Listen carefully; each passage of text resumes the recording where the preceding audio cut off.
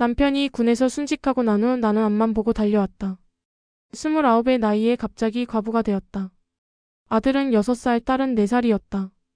장례식장에서 오가는 사람들의 위로 섞인 동정 어린 시선들이 지금도 생생하다. 어쩌나 젊은 나이에 애들은 어떻게 키우려고. 그 시선들을 견디며 나는 이를 악물었다. 불쌍하다는 소리는 듣지 않겠다고, 내 아이들만큼은 아버지 없다고 주눅 들지 않게 키우겠다고 다짐했다. 본격적인 사연으로 들어가기 전에 구독과 좋아요 한 번씩 눌러주시면 큰 힘이 됩니다. 유족연금이 나오긴 했지만 그것만으로는 부족했다. 아이들을 학원에 보내고 좋은 옷 입히고 친구들과 어울릴 때 주눅 들지 않게 하려면 내가 더 벌어야 했다. 새벽 5시에 일어나 식당에서 아르바이트를 하고 낮에는 마트 계산대에 앉았고 저녁에는 학습지 교사 일까지 했다. 하루에 서너 시간 자는 게 일상이었다. 주말이고 명절이고 없었다. 오히려 그런 날들이 더 바빴다. 남들이 쉴 때 일하면 돈을 더 받을 수 있었으니까. 아이들이 엄마 오늘은 집에 있어라고 조르면 가슴이 찢어지는 것 같았지만 그래도 일터로 나가야 했다. 아이들 학교 운동회에도 학예회에도 제대로 가본 적이 없다. 학부모 상담 주간이 되면 담임 선생님께 죄송하다는 말만 되풀이했다. 그렇게 버텨냈다. 허리가 아파도 다리가 퉁퉁 부어도 참았다. 병원 갈 시간도 아까웠고 병원비도 아까웠다. 아들이 대학에 합격했을 때 나는 처음으로 울었다. 기쁨의 눈물이었다. 제대로 챙겨주지 못했는데도 이 아이가 이렇게 잘 자라줬다는 게 고마웠다. 딸도 좋은 대학에 들어갔다. 등록금을 마련하느라 은행에서 대출을 받았지만 그것도 행복했다. 내 아이들이 당당하게 대학생이 되었다는 게 자랑스러웠다. 남편이 살아있었다면 얼마나 뿌듯해했을까. 하늘에서 지켜보고 있을 거라고 그렇게 믿으며 더 열심히 살았다. 아이들이 취직을 하고 연애를 하기 시작했다. 아들이 여자친구를 데려왔을 때 나는 최선을 다해 대접했다. 미래의 며느리가 될 수도 있는 사람이니까. 딸도 남자친구를 소개했다. 착한 청년이었다. 이제 내 역할이 끝나가는구나 싶었다. 아이들이 각자의 인생을 꾸려나가는 걸 보면서 나도 이제 조금은 쉬어도 되지 않을까 하는 생각이 들었다. 아들이 먼저 결혼했다. 결혼 준비 과정이 쉽지 않았다. 예단, 예물, 신혼집 마련. 사돈댁에서는 우리 집 형편을 알면서도 요구하는 것들이 많았다. 요즘 시대에 이 정도는 해줘야 줘라는 말에 나는 속으로 피를 토했지만 아들이 좋아하는 여자니까 최선을 다했다. 전세금, 보증금을 보태주기 위해 내가 살던 집을 더 작은 곳으로 옮겼다. 아들은 고맙다는 말 한마디 없이 엄마, 이 정도면 되지? 라고 물었다. 그때 가슴 한편이 서늘했지만 이내 그 감정을 눌러 삼켰다. 아들이니까. 내가 낳은 자식이니까. 딸의 결혼식도 치렀다. 딸은 아들보다는 나를 챙겼다. 엄마 이제 좀 쉬어라고 말해주기도 했다. 하지만 그 말도 오래가지 않았다. 결혼 후 딸도 바빠졌다. 직장 생활에, 시댁 눈치에, 새로운 환경에 적응하느라 정신이 없었다. 전화는 점점 뜸해졌다. 두 아이가 다 결혼하고 나니 텅 빈 집에 혼자 남았다. 처음으로 찾아온 고요함이었다. 30년을 쉴 새 없이 달려왔는데 이제야 멈춰섰다. 허리를 쭉 펴고 창밖을 내다봤다. 하늘이 이렇게 넓었나. 구름이 이렇게 천천히 흘러가는 것도 처음 알았다. 아, 이제 쉬엄쉬엄 살아야겠다. 그 생각이 들자 눈물이 났다. 기쁨의 눈물인지 서러움의 눈물인지 알 수 없는 눈물이었다. 그렇게 몇 달이 지났다. 하루하루가 낯설었지만 조금씩 내 시간을 즐기는 법을 배워갔다. 아침에 늦잠을 자도 되고 드라마를 보다가 졸아도 되고 친구들과 수다를 떨어도 되고 이런 게 보통 사람들의 삶이구나 싶었다. 30년 만에 처음 누려보는 평범함이었다. 그런데 어느 날 아들에게서 전화가 왔다. 엄마 잠깐 할 얘기가 있어. 목소리가 평소와 달랐다. 뭔가 부탁할 게 있을 때의 그 톤이었다. 다음 날 아들과 며느리가 함께 찾아왔다. 며느리가 임신을 했다는 소식이었다. 기쁜 일이었다. 내 첫 손주가 생기는 거니까. 축하한다고 건강 잘 챙기라고 말했다. 그런데 대화의 방향이 이상하게 흘러갔다. 엄마 아기 태어나면 봐줄 수 있지? 아들이 당연하다는 듯이 물었다. 며느리가 직장을 계속 다녀야 하는데 어린이집에 맡기기는 아기가 너무 어리고 친정 엄마는 건강이 안 좋아서 힘들고 그래서 시어머니인 내가 봐줘야 한다는 논리였다. 엄마는 이제 나이도 있으시고 할 일도 없잖아. 그리고 손주 보면 좋잖아. 할 일이 없다고? 그 말이 가슴에 꽂혔다. 30년을 일만 하다가 이제 겨우 내 시간을 갖기 시작했는데 그게 할 일이 없다는 건가? 손주를 보는 게 좋은 일인 건 맞다. 하지만 그게 의무가 되는 순간 그건 또 다른 짐이 되는 거였다. 엄마 생각 좀 해봐. 우리 애 다른 데 맡기기는 걱정되잖아. 할머니가 봐주면 제일 좋지. 며느리가 거들었다. 할머니가 봐주면 제일 좋다는 말 속에는 다른 선택지는 없다는 압박이 담겨 있었다. 엄마도 생각 좀 해봐야 할 것 같아서. 내가 조심스럽게 말을 꺼내려는데 아들이 말을 끊었다. 뭘 생각해? 엄마가 안 봐주면 누가 봐줘? 이런 건 원래 할머니가 해주는 거잖아. 다른 집들도 다 그렇게 하는데. 다른 집들도 다 그렇게 한다는 말이 마음에 걸렸다. 정말 그런가? 모든 할머니들이 손주를 봐줘야 하는 건가? 그게 당연한 건가? 내 인생은 끝난 건가? 이제는 손주를 위해 살아야 하는 건가? 며칠 후 딸에게서도 전화가 왔다. 딸도 임신 소식을 전했다. 기쁜 일이었지만 이번에는 마냥 기쁘지만은 않았다. 예상대로 딸도 같은 부탁을 했다. 엄마 오빠 애는 안 봐주고 내 애만 봐줄 수는 없잖아. 그러면 오빠가 섭섭하겠지? 그러니까 둘 다 번갈아 가면서 봐줘야 할 것 같아. 둘 다 번갈아 가면서? 그럼 나는 언제 쉬는 건가? 아들 집에서 손주 보다가 딸 집에서 손주 보다가 그렇게 평생을 또 살라는 건가? 근데 엄마 유족연금 받잖아. 그거 꽤 되지? 딸이 조심스럽게 물었다. 유족연금? 왜 갑자기 그 얘기를? 나도 애 낳으면 돈 많이 들잖아. 엄마가 좀 도와줄 수 있지? 오빠네도 전세금 올라서 힘들다던데 엄마가 조금씩 보태주면 되잖아. 그 순간 모든 게 명확해졌다. 아이들은 내가 손주를 봐주는 것을 당연하게 생각했고 거기에 더해 내 유족연금까지 자기들의 생활비로 생각하고 있었다. 남편이 목숨 걸고 나라를 지키다가 순직해서 받게 된 그 돈을 내가 30년을 그 돈이라도 있어서 그나마 살 수 있었고 이제 날 위해서 쓸 그 돈을 이제는 당연히 자기들이 나눠 가져야 할 돈이라고 생각하고 있었다. 엄마 혼자 쓰기에는 많잖아. 우리도 엄마 자식인데 나눠 쓰는 게 맞지 않아? 아들이 말했다. 그리고 엄마 나이에 돈이 뭐가 필요해? 우리가 나중에 엄마 봉양할 건데 지금 우리 도와주는 게 결국은 엄마한테도 도움되는 거잖아. 나중에 나를 봉양한다고? 이 아이들이 나를 봉양할 거라고? 나는 웃음이 나왔다. 쓴 웃음이었다. 지금 손주 봐달라고 돈 보태달라고 하는 이 아이들이 내가 늙고 병들었을 때 나를 챙겨줄 거라는 보장이 어디 있나. 며느리는 더 노골적이었다. 어머니 저희도 살기 힘들어요. 물가도 오르고 애 키우는데 돈도 많이 들고. 어머니는 매달 연금 나오시잖아요. 저희는 월급쟁이인데 월급만으로는 빠듯해요. 어머니가 조금만 도와주시면 저희가 훨씬 여유롭게 살 수 있어요. 조금만 도와달라는 말 속에는 계속해서 도와달라는 의미가 담겨 있었다. 한 번 도와주면 그게 당연해지고 안 도와주면 야박한 시어머니가 되는 거였다. 그리고 어머니 손주 봐주시는 거는 당연한 거예요. 요즘 애 키우는 게 얼마나 힘든데요. 맞벌이 안 하면 살 수가 없어요. 다른 집 시어머니들은 다 손주 봐주는데 어머니만 안 봐주시면 제가 친정 엄마한테 뭐라고 말씀드려요? 친정 엄마도 건강 안 좋으신데 억지로 봐달라고 할 수도 없고요. 며느리의 말을 듣고 있자니 머리가 지끈거렸다. 나는 이 사람의 시어머니일 뿐인데 왜 내 인생 전체를 이 사람의 편의를 위해 써야 하는 건가? 나도 한때는 누군가의 며느리였다. 시어머니 모시고 명절 음식 준비하고 온갖 집안일 했다. 그때 시어머니는 나를 도와주지 않았다. 오히려 더 많은 걸 요구했다. 그게 며느리의 도리라고 했다. 나는 참았다. 언젠가는 내 차례가 오겠지. 내가 늙으면 며느리가 나를 챙겨주겠지 생각했다. 그런데 지금 내 며느리는 나에게 챙김을 받으면서도 나를 챙길 생각은 전혀 없어 보였다. 아들과 며느리가 돌아간 후 나는 멍하니 앉아 있었다. 30년을 아이들을 위해 살았다. 내 청춘을, 내 건강을, 내 모든 것을 쏟아부었다. 그런데 아이들은 그게 당연하다고 생각했다. 엄마니까. 엄마는 원래 그렇게 사는 거니까.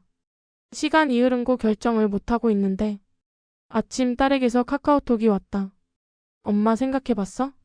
나 다음 달부터 육아휴직 끝나는데 그때부터 엄마가 애 봐줄 수 있지? 그리고 생활비 보태주는 것도 생각 좀 해봐.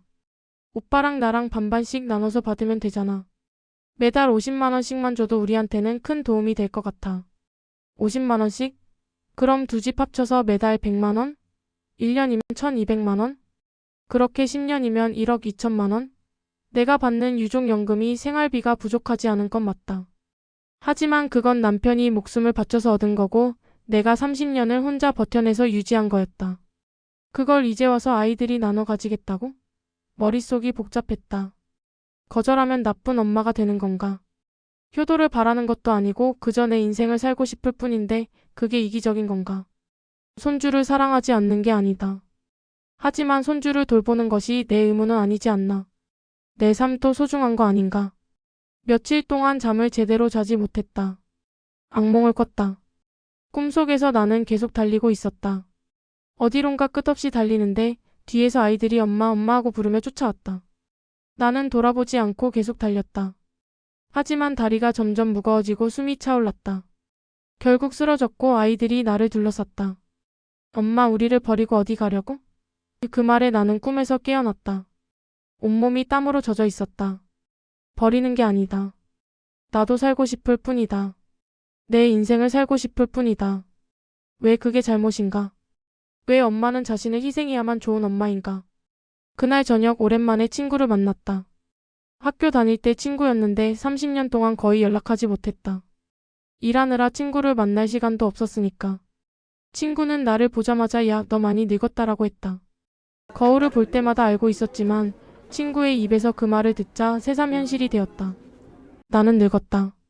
젊음을 다 바쳐서 아이들을 키웠고 이제는 늙은 여자가 되어 있었다. 친구에게 고민을 털어놨다. 손주 봐달라는 얘기, 돈 보태달라는 얘기. 친구는 한숨을 쉬었다. 너만 그런 게 아니야. 요즘 우리 세대 엄마들 다 그래. 애들 키우느라 청춘 다 바쳤는데 이제는 손주 키우라고 난리야. 나는 손주 안 봐준다고 했더니 아들이 나를 매정하다고 하더라고. 근데 나는 이제 내 인생 살고 싶어. 미안하지만. 친구의 말이 위로가 되었다. 나만 이런 게 아니구나. 많은 엄마들이 같은 고민을 하고 있구나. 그렇다면 내가 이상한 게 아니라 아이들의 요구가 과한 게 아닐까. 근데 너 유족연금 많이 받잖아. 그것도 달라고 해? 친구가 물었다. 그렇다고 했다. 친구는 어이없다는 표정을 지었다. 그건 너희 남편이 나라 위해 목숨 바쳐서 받는 건데 그걸 애들이 달라고 해? 그건 좀 아닌 것 같은데. 그리고 너도 아직 젊잖아. 한 20년은 더 살아야 하는데 지금 돈 다 쓰면 나중에 어떻게 해? 친구의 말이 맞았다. 나도 앞으로 살아야 할 날들이 많다. 건강이 나빠질 수도 있고 병원비가 필요할 수도 있고 혹시 모를 일에 대비해야 한다.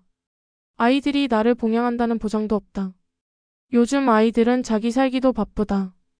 나중에 내가 병들어 누워있으면 아이들은 요양원에 보내자고 할 것이다. 그때 돈이 없으면 나는 비참하게 늙어갈 것이다. 너 차라리 어디 훌쩍 떠나버려.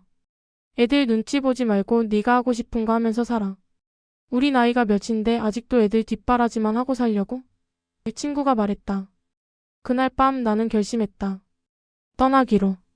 아이들에게 설명하려고 해도 그들은 이해하지 못할 것이다. 그들에게 엄마는 그저 자신들을 위해 존재하는 사람일 뿐이니까. 이해받으려 하지 말자. 그냥 내 선택을 하자. 지도를 펼쳐놓고 어디로 갈지 고민했다. 서울에서 멀지만 너무 멀지 않은 곳. 조용하지만 완전히 외딴 곳은 아닌 곳. 바다가 있는 곳이 좋겠다고 생각했다. 바다를 보면 마음이 편안해질 것 같았다. 그렇게 찾은 곳이 삼척이었다. 삼척은 작은 도시였다. 큰 도시에 번잡함도 없고 시골에 불편함도 없는 적당한 곳이었다. 인터넷으로 부동산을 검색했다. 작은 슈퍼를 인수할 수 있다는 매물이 있었다. 가격도 적당했다. 주인이 나이가 들어서 정리하려고 한다는 거였다. 전화를 걸어 자세한 이야기를 들었다. 동네 어르신들이 주로 오시는 작은 슈퍼라고 했다. 바쁘지도 않고 그렇다고 한가하지도 않다고 했다. 그게 좋았다. 너무 바쁘면 지칠 것 같고 너무 한가하면 외로울 것 같았다.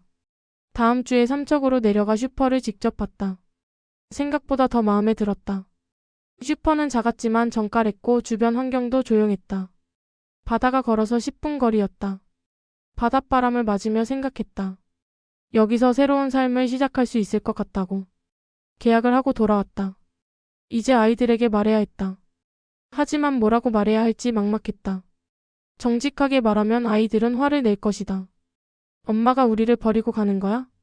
그렇게 말할 게 뻔했다. 버리는 게 아니라 나도 내 삶을 살고 싶을 뿐인데 그 말을 그들은 이해하지 못할 것이다. 짐을 챙기기 전 나는 마지막으로 두 아이에게 전화를 걸어보려다가 이내 수화기를 내려놓았다.